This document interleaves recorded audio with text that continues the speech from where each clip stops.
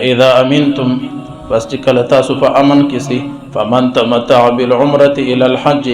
کم سړي فائدہ واسطه د حج د عمره د پدیو ځای فمن استيسر من الهدي چې څومره ورته اسانه قرباني دیو کی فمن لم يجد کچیر قرباني نه ک پیدا فصيام 3 ايام في الحج درې روزې دیونه سي د حج پشپو کی وسبعه اذا رجعتم روزې دیونه سي چې کور تراسي تلك 10 كامله دغه د لس روزې مکمله ذلك لمن لم يكن اهله حاضر المسجد الحرام دا د هغه انسانانو د پاره دی چې د حرم شریف په قریب کې نه وسیږي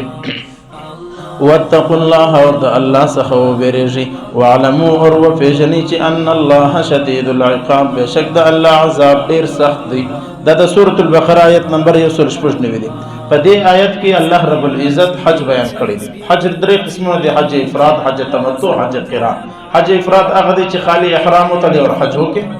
حج تمتع هغه دی چې احرام وتړي عمره وکړي بیا پراتم ذل حج اخلاص کې برته احرام وتړي او حج وکړي دا حج تمتع اور حج قران هغه دی چې یو احرام دی وتړي عمره دی هم وکړي بیا د اخلاص نه کې بیا د حجم سی وکړي حج قران دا د ټولو افضل دی د ابو حنیفه رحمۃ اللہ علیہ نزدیک اور الله نبی صلی الله علیه وسلم حجۃ الوداع کې دغه حج ادا کړو اور په دغه حج باندې تمتع باندې یا په قران پر حج باندې یو قربانی هم ستا هغه د شکر قربانی د جرم نه د شکر الله چې عمره او حج پر یو ځای در نصیب کړي نو د الله په دربار کې به شکر ادا کوي او قربانی به ورکړي کچیر دغه قربانی په وسنو وکړه نو بیا بل لس روزې پر دغه رقم پر دا طریقه نیسي چې درې روزې په حرم شریف په حج پشپو کې اور لس روزې چې دي او روزې چې دي هغه به کور نیسي دا رقم بل لس روزې پر کیږي دا د هغه انسانانو د پاره دي چې د حرم شریف سلیری دی لکه پاکستان افغانستان انډیا وغیرہ دا د هغه انسانانو د پاره دي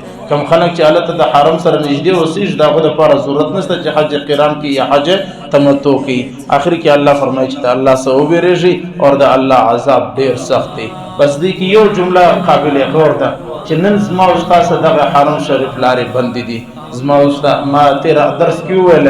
چې کله هم یاد وساتي آینده الله دې اوس د اخلاص کی الله دې دغه حرم شریف زما استاد پر آسانه کی اور الله دې اخلاص کی الله دې مشکل لري کی خو آینده دا خیال کوي چې کله هم حج پر در فرض فورا زی اور کچیر لږ ډیر پیسې د سر راسي د خپل ځوانان زامن یا خپل خامخا د حرم پر ځان رسوي اور بلکې نن سبا خدا تحقیق را روان دي چې د خلکو په ذهن کې دا راغلي دي دا د عرب چې کوم نن شاهان دي اور دا کم بادشاهان دي اور دا خلکو په ذهنو کې دا خبره راغله چې دا حج هر کال مسلمانان د ترازیز مرز د لپاره پریشانی ده لہذا دا پریشانی ختمه کړي چې د خلکو په ذهن کې دا شی ختم سي چې هر کال به حج لراځي ګوره دا یو شی یاد وساتي مسلمانانو صفه الفاظ کې درته وایم دغه د پاکستان او د هندوستان او د افغانستان او د پوره دنیا د علماو کردار دی چې هر خبره صفا کوي نن په سعودي عرب کې څومره علما دي دا خبره د لپاره आवाज نسی پورته کولای مفتی ډیر غټ نوم یادو عبدالرحمن سودی شیخ حرم دی اور دومره غټ امام دی دیش زر اجتماع پر ریاض کې هغه ته تقریر کولای سي قرات کولای سي لیکن هغه ته دانه سی ویلای چې پر ریاض کې دیش زر انسانانو اجتماع جائز ده کرونا نشته اور په حرم کې د 500 خلکو اجتماع ممکن نه ده دغه خپل بند دي دغه علما خبره نسی کولای الله فضل و کرم دي چې زموږ په معاشره کې علما حق خبري کوي او علما دا ویلي سي اور یقینا دا د الله رب العزت او عذاب ته دعوت ورکول دي چې زموږ د حرم لارې بندي سوي دي اور دوی په دغه د اصول رسوم رغټ پروجیکټ شروع شوی دی په تبوک کې دومره غټ هغه تبوک چې حضور صلی الله علیه وسلم په څه جهاد باندې په څه مشکلات باندې فتح کې د کافرانو سره نن په تبوک کې پروجیکټ شروع شوی دی د 100 ارب ډالر هغه صرف د دې لپاره چې خلک ته دا ذهنیت ورکړي چې مسلمان حرم لراځي تی به تبوک لراځي لہذا کله مسلمان چې دلته نعوذ بالله پکنیک جوړي په حرم کې تی به تبوک کې پکنیک جوړي اور یو ریپورت دا هم شایع شوی دی چې په تبوک کې داسې پروجیکټ استعمالي چې په هغه کې د حرم او د مکې او د مدینه مشابهت شان به هم هلته موجود وي سمانا دا خبره د کولو نه دي دا د بیدار کېدو دي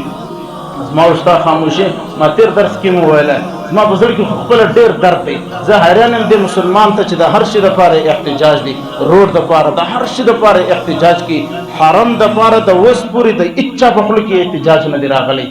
دغه د سعودي عرب امبیسیانې چې جوړې دي د دې خلاف اواز پورته کول زما او ستا ایمانی فریضه ده. زما او ستا د حرم لارې بندول، د حضور پاک لاره بندول، دا یقینا زما او ستا دپاره لمحیه فکریه ده او دا ډېر افسوسناکه ده. هو سکتا ہے چې د الله عذابونه مو ته متوجي سي.